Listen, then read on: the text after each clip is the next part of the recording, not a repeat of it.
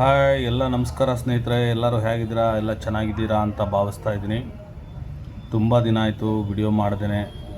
ತುಂಬ ದಿನದ ಮೇಲೆ ಒಂದು ವಿಡಿಯೋ ಮಾಡ್ತಾಯಿದ್ದೀನಿ.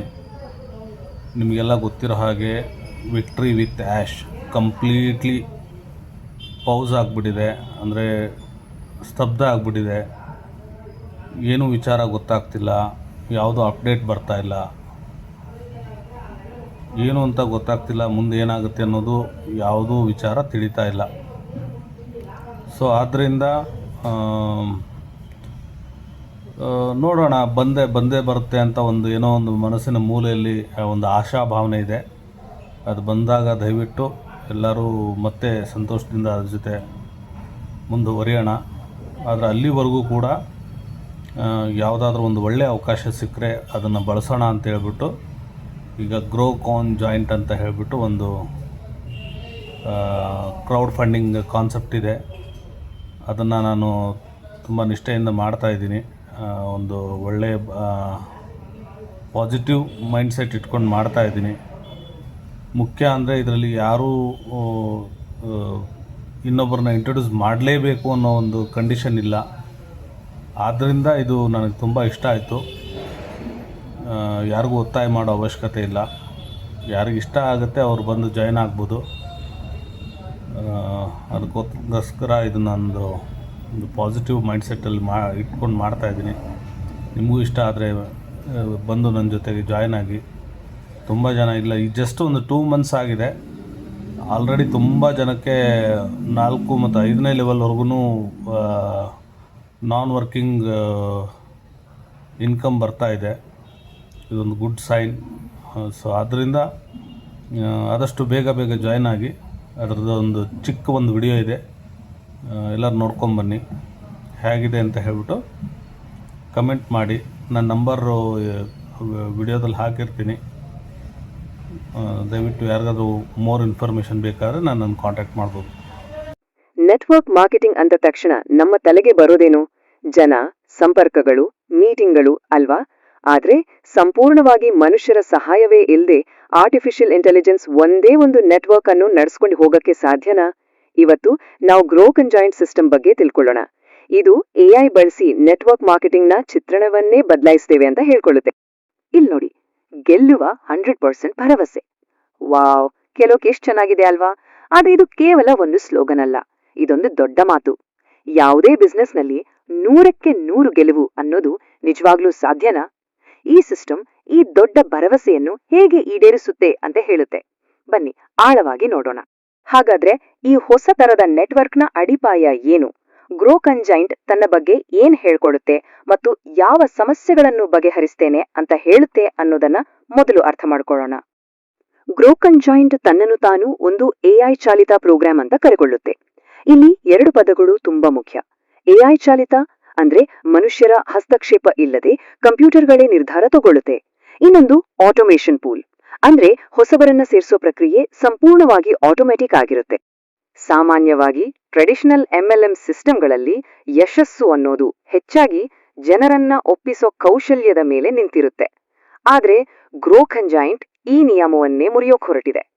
ಇಲ್ಲಿ ಮನುಷ್ಯರ ಬದಲು ಟೆಕ್ನಾಲಜಿಯೇ ಡ್ರೈವಿಂಗ್ ಸೀಟ್ನಲ್ಲಿದೆ. ಹಾಗಾದ್ರೆ ಈ ಇಡೀ ಸಿಸ್ಟಮ್ ನಿಂತಿರೋದು ಯಾವ ತಂತ್ರಜ್ಞಾನದ ಮೇಲೆ?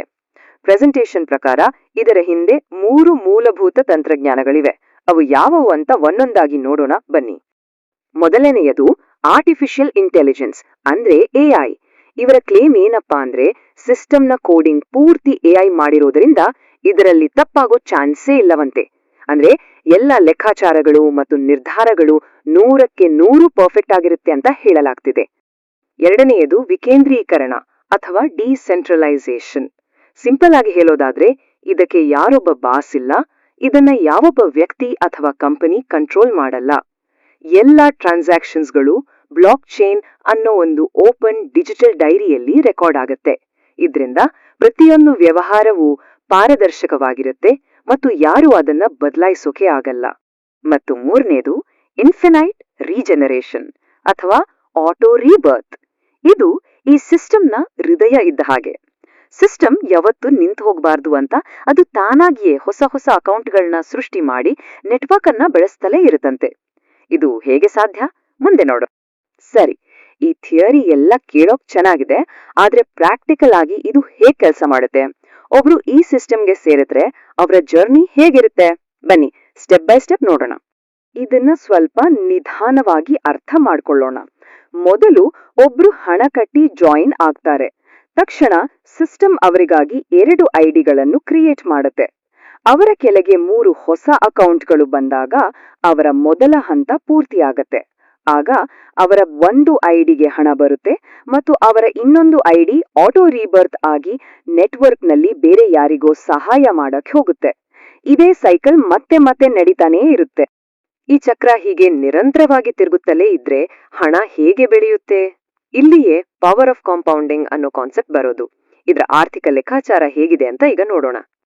ಪ್ರೆಸೆಂಟೇಷನ್ ಪ್ರಕಾರ ಪ್ರತಿ ಸೈಕಲ್ ಮುಗ್ದಾಗ ಬರುವ ಒಟ್ಟು ಆದಾಯ $120. ಅಬ್ಬಾ, ಒಳ್ಳೆ ಮೊತ್ತನೇ. ಆದ್ರೆ ಇಲ್ಲೊಂದು ಟ್ವಿಸ್ಟ್ ಇದೆ. ಈ ಪೂರ್ತಿ ಹಣ ಅವರ ಕೈಗೆ ಸಿಗೋದಿಲ್ಲ. ಈ ಚಾರ್ಟ್ನಲ್ಲೇ ಈ ಸಿಸ್ಟಮ್ನ ಅಸಲಿ ರಹಸ್ಯ ಅಡಗಿದೆ. ಆ $120ನಲ್ಲಿ ಕೈಗೆ ಸಿಗೋದು ಬರೀ $20 ಮಾತ್ರ, ಅಂದ್ರೆ ಸುಮಾರು 17%. ಹಾಗಾದ್ರೆ ಉಳಿದ $100 ಏನಾಗುತ್ತೆ? ಅದೇ ಈ ಸಿಸ್ಟಮ್ನ ನಿಜವಾದ ಆಟ. ಯಾಕಂದ್ರೆ ಆ ಉಳಿದ $100 ಇದೆಯಲ್ವಾ, ಅದೇ ನಾವು ಹಿಂದೆ ಮಾತಾಡಿದ ಆಟೋ ರೀಬರ್ತ್ ಅನ್ನೋ ಇಂಜಿನ್ಗೆ ಹಾಕೋ ಪೆಟ್ರೋಲ್. ಅದರಿಂದಲೇ 2 ಹೊಸ ಐಡಿಗಳು ಹುಟ್ಕೊಳ್ತವೆ ಮತ್ತೆ ನೆಟ್ವರ್ಕ್ ಅನ್ನು ಬೆಳೆಸ್ತವೆ. ಇದೇ ಈ ಸಿಸ್ಟಮ್ ಅನ್ನು ನಿರಂತರವಾಗಿ ಓಡಿಸುವ ಇಂಧನ. ಸರಿ, ಸಿಸ್ಟಮ್ ಹೇಗೆ ಕೆಲಸ ಮಾಡುತ್ತೆ ಅಂತ ನೋಡಿದ್ವಿ. ಈಗ ಕೊನೆಯದಾಗಿ ಯಾರಾದ್ರೂ ಇದಕ್ಕೆ ಸೇರ್ಬೇಕು ಅಂದ್ರೆ ಏನ್ ಮಾಡ್ಬೇಕು, ಅದರ ರೂಲ್ಸ್ ಏನು ಅಂತ ನೋಡೋಣ. ಇದಕ್ಕೆ ಸೇರುವ ಪ್ರಾಸೆಸ್ ತುಂಬಾನೇ ಸಿಂಪಲ್ ಅಂತೆ.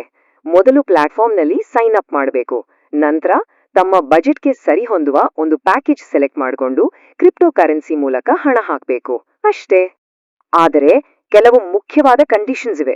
ಹಣ ತೆಗಿಬೇಕಂದ್ರೆ ಕನಿಷ್ಠ $20 ಇರಬೇಕು. ಪ್ರತಿ ವಿಡ್ರಾವಲ್ಗೂ 5% ಚಾರ್ಜ್ ಆಗುತ್ತೆ. ಮತ್ತು ಬಹುಮುಖ್ಯವಾಗಿ ಹಣ ಹಾಕೋದು ಒಂದೇ ಸಾರಿ, ಆಮೇಲೆ ಎಲ್ಲವೂ ಆಟೋಮ್ಯಾಟಿಕ್ ಆಗಿ ನಡೆಯುತ್ತೆ.